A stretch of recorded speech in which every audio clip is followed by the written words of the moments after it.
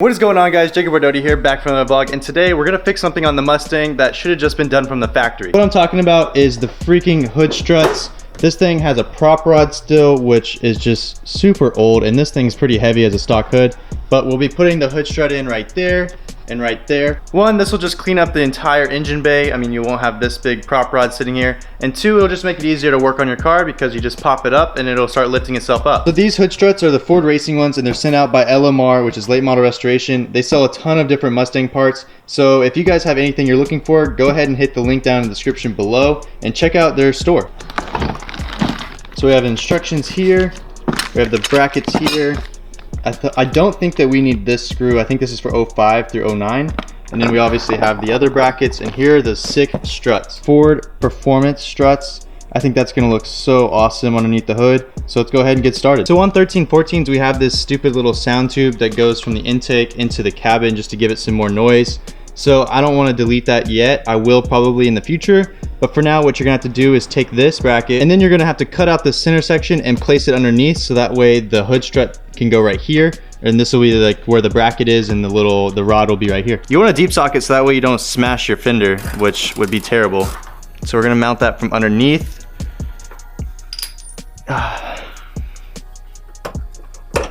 Just need to pry out this little piece of metal.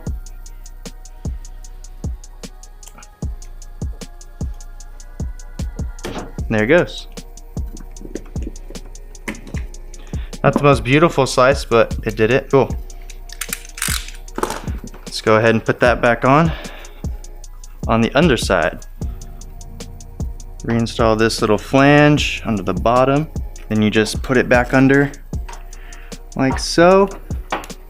And then we'll mount her up. And just like that. Really simple. Eventually, like I said, I will be getting rid of that. They make like a little cap right here that will just be really simple, and it'll clean up all this engine bay. Next step is to install these little fender brackets, which I assume go right here. And they're not side specific, so you just place them on and we'll be good to go. So right here we have this bracket on, and they said it's okay to have a gap right here because it's a pressure fit, so we should be good to go there. I'm just gonna go ahead and tighten it up. I think it's like 8 foot-pounds, nothing really major. These are all very light, so we're gonna go ahead and do that. The next step is to take off that top bolt completely and then just loosen the bottom one because the bracket will slide in across it. I'll show you guys that really quick. The washer on the outside and this one completely removed. You wanna use the driver's side. It'll be marked with a D. Right there, it's stamped D. So now it's slid under there. We're gonna tighten it down just so it stays pretty tight and doesn't rattle around anywhere. So I'm gonna do that. So now we have the bolt right here and it's slid on. It's loose, as you can see. We'll go ahead and tighten up the bottom bolt right here, and then I'll go ahead and do the top one, and then we'll connect the strut. Now we have this one installed. It's not strong enough to hold itself up, so I need to kind of hold this up with like a plank of wood or something, and then work on the other side. Got the little lacrosse stick mod going on here. So now what we're gonna do is go ahead and do this other side. This is really sketchy, so I gotta be very careful because if that slides, the whole hood can fall on me. But it'll go slow because it has the strut, so let's just continue on. Passenger side was nice and easy. The only thing is you may have to watch out for this little windshield washer thing, so I popped it out of this little clip right here, tucked it under the fire shield or the heat shield, and that's pretty much it. Other than that, the little bolt goes right here, this goes here. Now all we gotta do is attach the shock to the balls and we'll be good to go. Now we're just gonna go and kind of hold this with my head, and then I'll walk over there because I have a camera in my hand. I'll show you guys how to put this on. Holding it with my shoulder. We just kind of lift until it lines up. There it goes. Go ahead and open it up, see how it works. Make sure it works fully. Boom! Alright, that is sweet. I love how it slowly raises back up. Now the last step is remove this bad boy. No longer needed. And just like that, this nasty old thing is out. I even kept a little clip with it too. It goes right in here. Just use pliers and you can just pull out this little pin and you can flex this up and pull it out. But use pliers so that way you don't drop the little metal clip there. I'm really liking this. This is sweet. I mean, the Ford Performance just looks awesome on the inside. Oh man, you guys can't see, it's so dark. Take my word for it, but this is how Ford should have made these cars. I don't know why a 2013 performance car doesn't come with gas struts. I think even the 15 through 17s don't even have it. So Ford, what are you doing? Step it up. Make these things just come on every car. What I really love about it is that it goes up and then you'll see it slowly pitch up to where it actually stops. So let me show you guys that really quick. I'm just gonna throw it up and then step back and hopefully you guys notice it. And there's that little slow pull. I love it.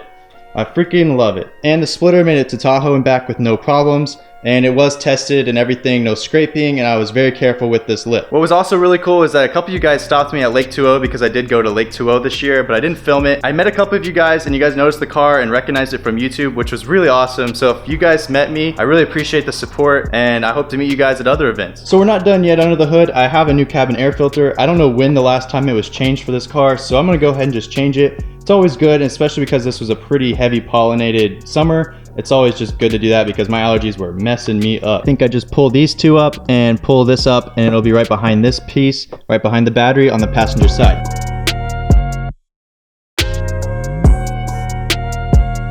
Here's what mine's looking like. It's disgusting. There's crap all in there. I don't even know if this thing's ever been changed, to be honest. I mean, I have rocks almost in there. It's crazy. The one I got is called the EcoGuard Premium Cabin Air Filter. I think it was like 10 or 15 bucks on Amazon. But, oh man, you could just see the color difference right there. I highly recommend it. Just do it. It's just preventative maintenance and it'll just help you out, really. I'll have the link down to this one down in the description, so check them out. Oh wow, this even has the instruction manual and it even says every 15,000 miles you're supposed to do this. This is looking way over 15,000 miles.